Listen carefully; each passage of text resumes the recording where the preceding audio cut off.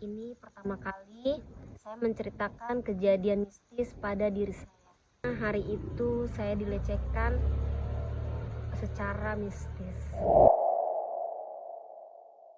Saya Ayu.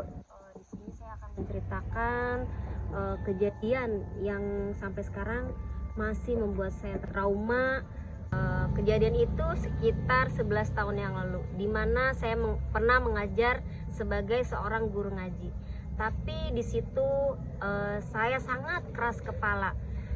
Saya sempat ada masalah sedikit dengan orang tua saya, dan saya harus keluar dari rumah mengajak putra saya. Di saat itu anak saya masih sangat balita, dan saya keluar dari rumah untuk mencari satu kontrakan. Dan akhirnya saya pun mendapati kontrakan. Di situ saya tinggal dengan anak saya yang masih balita. Dan setelah itu pagi harinya pun saya langsung bergegas untuk membersihkan badan saya untuk mandi. Pada saat saya mandi untuk membersihkan anggota tubuh saya tanpa sadar ada gerakan kaki di balik bilik. Saya merasa di balik bilik itu seperti gerakan kaki kucing. Saya asik terus dengan membersihkan anggota tubuh saya. Dan lama-lama saya pun melihat gerakan itu makin dekat. Ternyata bukan kaki kucing, ternyata kaki manusia. Dan tanpa sadar orang itu udah melihat sekujur tubuh saya. Itu yang membuat saya jadi trauma. Sampai sekarang saya tidak bisa melupakan hal itu.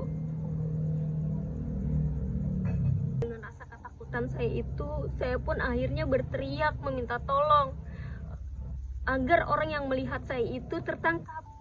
Tapi dengan sia-sia, orang itu udah lari dari tempat kejadian itu. Dengan kejadian tersebut, saya akhirnya harus berhati-hati jika harus masuk ke kamar mandi itu. Dan setelah kejadian itu, di tengah malam saya tidur hanya dengan putra saya yang masih balita. Tiba-tiba saya mendengar ada suara angin begitu sangat kencang. Dan di situ saya terbangun.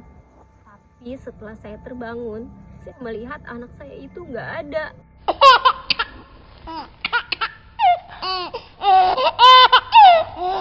Dan dengan paniknya saya harus mencari anak saya.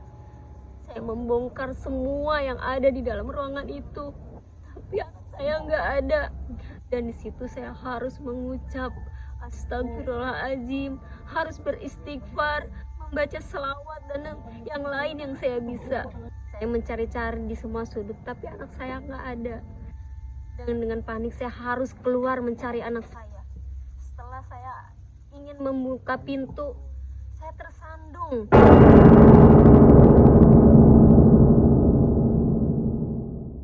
Ternyata yang saya sandung itu adalah anak saya. Dengan seketika saya harus rangkul dan memeluk anak saya dengan erat karena anak saya sempat hilang. Setelah itu saya menaruh anak saya ke tempat tidur dan sambil memeluk anak saya dengan tengkurap. Tiba-tiba ada sesosok makhluk yang sangat besar sekali. Tangan dan bulunya itu pun sangat menyeramkan. Di situ dia meniduri saya. Dan saya pun meronta-ronta, tapi saya tidak kuat karena dia terlalu berat dan sangat menakutkan.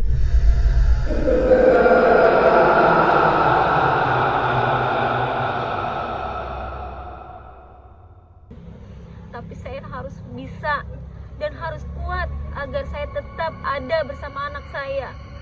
Dan di saat itu pun saya mengucap astagfirullahaladzim, selalu berucap dan berucap. Akhirnya terlepaslah dari makhluk itu.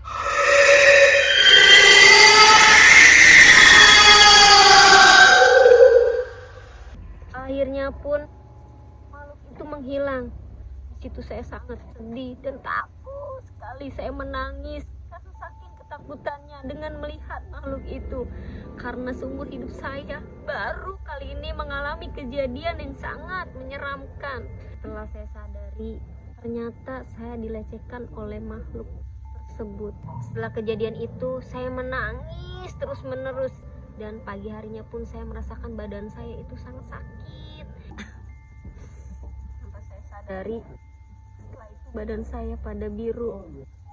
Ternyata malam itu saya digauli oleh genderuwo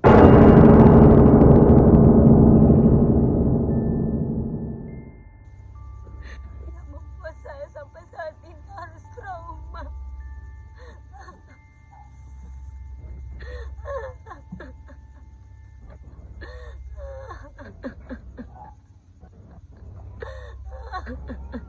Setelah itu akhirnya saya pun dijemput oleh ibu saya untuk balik lagi ke rumah. Dan saya pun sadar ternyata kita tidak boleh membantah sedikit pun apa yang orang tua kita bilang. Kita harus menurut dan menempati setiap omongannya. Saya pun merasa saya ini anak yang kurang berbakti kepada ibu saya.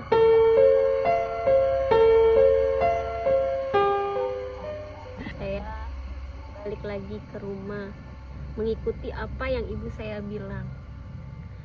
Mungkin hanya itu cerita saya. Sampai bertemu di cerita berikutnya.